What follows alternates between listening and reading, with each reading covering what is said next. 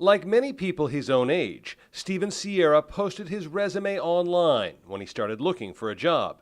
The 24-year-old was surprised when he received a priority mail envelope and a check for more than $2,000 inside. As soon as I received the check, I was like, this doesn't seem right. This isn't right. Where is this going to come from? I've never worked for these people. I've never heard of these people. He assumed the money was linked to one of the jobs he saw online, but wasn't sure, so he called his dad, who is a postal employee. Some of the jobs offered on the sites were kind of like, I shall say, too good to be true.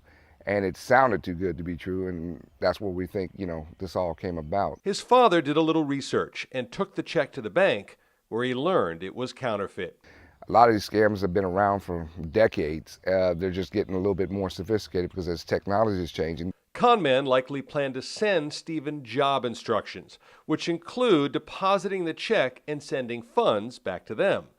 The counterfeit check usually isn't discovered for up to 14 days after money has already been sent, and victims are on the hook for the losses.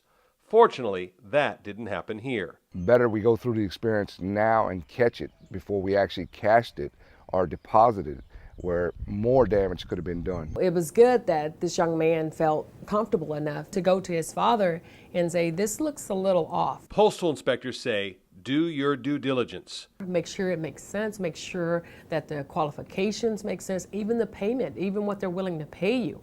Really look at what the job is, what it entails. Steven says he has learned a lesson too. Instead of using online sites and search engines, I would rather do interviews face-to-face now.